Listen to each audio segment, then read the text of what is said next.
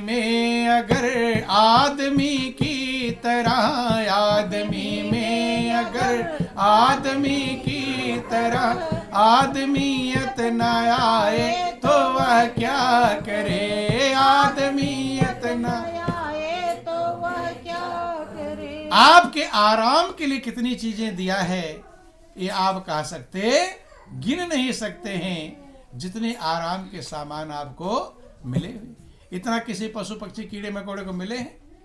पशु बेचारा ऐसे ठंड में रहता है, आपको स्वेटर कंबल क्या क्या प्रयोग करते हैं, आग भी जलाने की व्यवस्था है, रजाई गद्दे ओढ़ते हैं, माने हर चीजें, फ्रिज कूलर क्या क्या। अक्ल तो प्रभु ने दिया है, बनाया आपने। लोग कहते बनाया तो हमने, कहते हैं, लेकिन अक्ल किसने दिया उसको बनाने का? अकल दिया और उसको प्रयोग करने की भी अक्ल दिया है। अगर अकल ना दिया होता ना तो कुछ बना पाते और ना उसका प्रयोग कर पाते। लेकिन कहते हैं कि फिर भी लोग संतुष्ट हो पाते नहीं, शांति नहीं पाते हैं। तो महापुरुष कहते हैं इसमें प्रभु की कोई गलती नहीं। जैसे आपका बच्चा जब स्कूल जाता है तो खाने का टिफिन बॉक्स इत्यादि सब तैयार करके उसे भेजते हैं, लेकर जाते हैं। अब ध्यान देना, थोड़ा समझ लेना, थोड़ा टाइम और आपका टाइम हो गया। बोलो वृंदावन बिहारी लाल। अगर बच्चा, ध्यान देना, बात मत करो पीछे, अगर बच्चा स्कूल में गया है और लंच का टाइम हो गया, घंटी बज गई, लंच बॉक्स खोलकर खाए नहीं और भूखा रहे, बेचैन रहे, तो ये गलती किसकी? माता पिता की कि बच्चे की? किसकी गलती है? बच्चे। माता पिता तो लगा कर भेज दिए। ऐसे परमात्मा ने आपके लिए टिफिन बॉक्स वाक्स सब लगाकर भेज दिया है। अब तुम खोल कर खुद आनंद मग्न ना हो पाओ तो ये मालिक की गलती नहीं है, आपकी गलती। महापुरुष कहते हैं कि पाने वाले ने पाया अगर कुछ नहीं, पाने वाले ने पाया अगर कुछ नहीं, देने वाले ने रखी कसर कुछ नहीं, देने वाले ने रखी कसर कुछ नहीं। अगर पाने वाला नहीं पाया तो देने वाले ने कोई कसर रखा नहीं।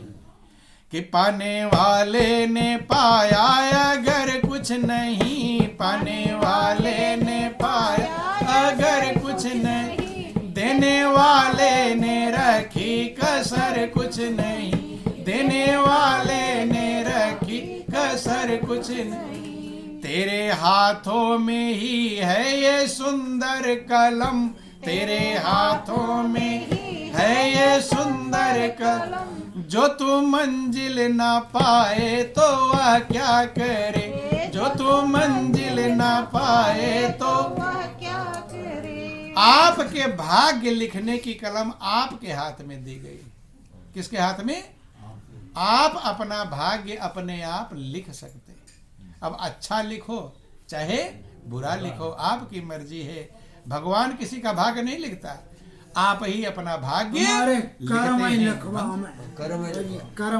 बोलो वृंदावन बिहारी लाल। जैसे विद्यार्थी कितना नंबर पाएगा ये मास्टर के हाथ में नहीं है, ये विद्यार्थी के हाथ में।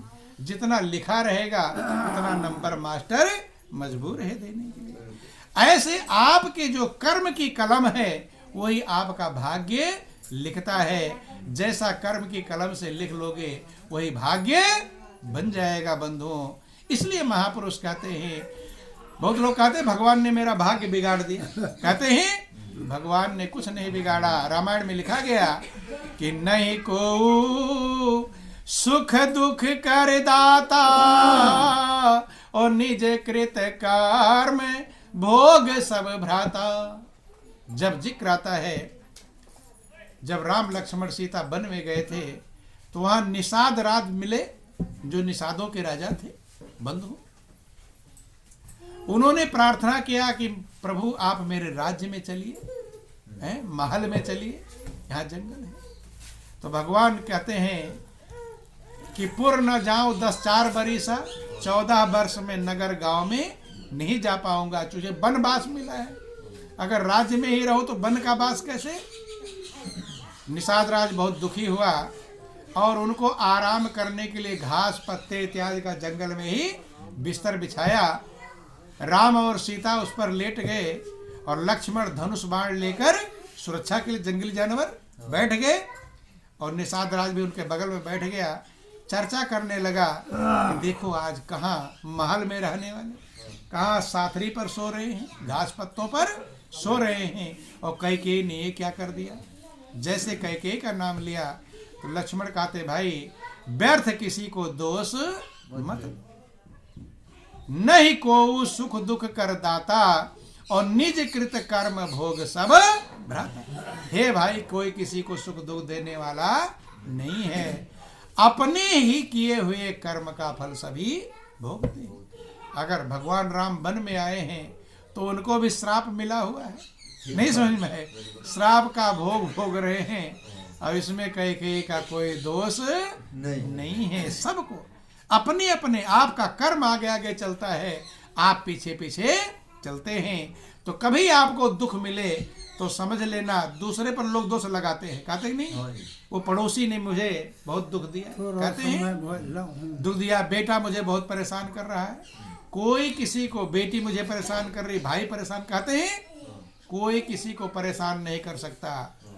आपके कर्म ही आपको सुख दे सकते हैं और आपके कर्म ही आपको दुख दे सकते हैं। वो जो परेशान हो तो माध्यम है, क्या है वो? माध्यम है। कर्म ही वहां मौजूद है जो आपको सुख दुख भोगने का नियम बने। बंधु अब दशरथ तड़प तड़प के राम की वियोग में प्राण छोड़े। अब दशरथ को भी श्राप मिला हुआ था, ध्यान देना। तो भले आप ना समझ पाओ मैंने कौन सा कर्म किया था, लेकिन कर्म आगे आगे चलता है और आप पीछे चलते हैं।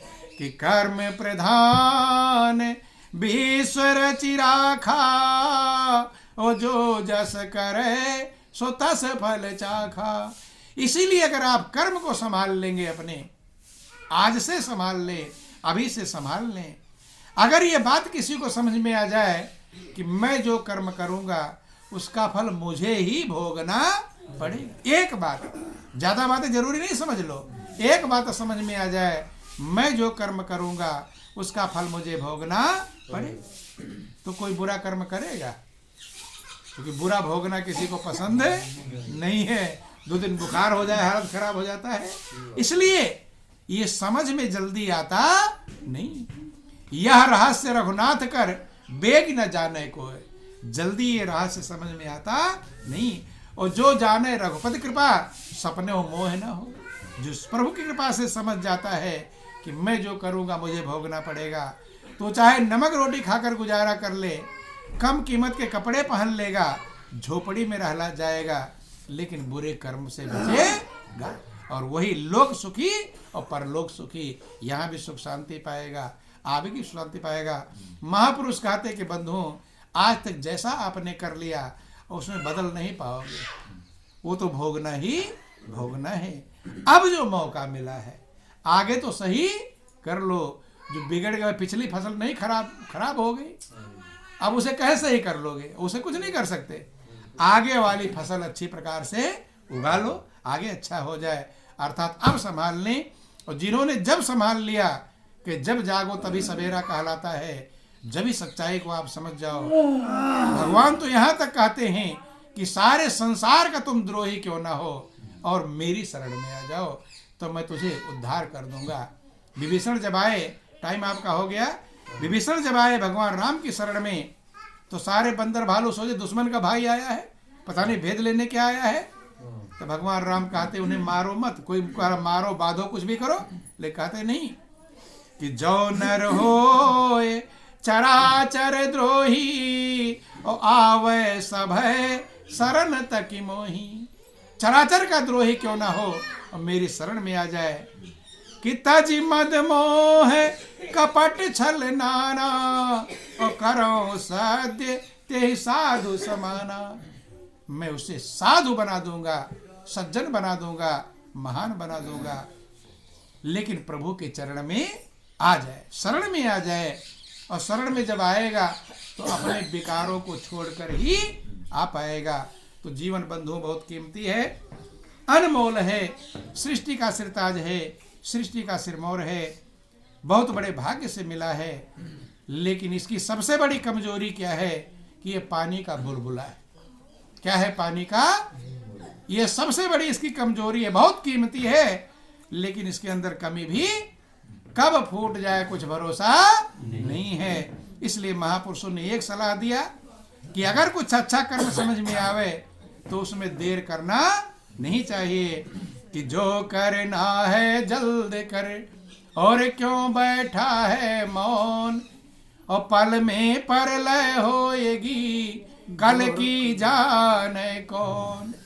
काल करे सो आज करे, आज करे सो अब, और पल में परलय होएगी बहुरी करोगे कब। तो जल्दी अपने जीवन को संभाल लो, फिर मौका मिले ना मिले कुछ भरोसा नहीं है। इन्हीं चंद शब्दों के साथ बोलिए प्रेम से शिष्ट गुरुदेव महाराज की, श्री सच्चिदानंद भगवान की।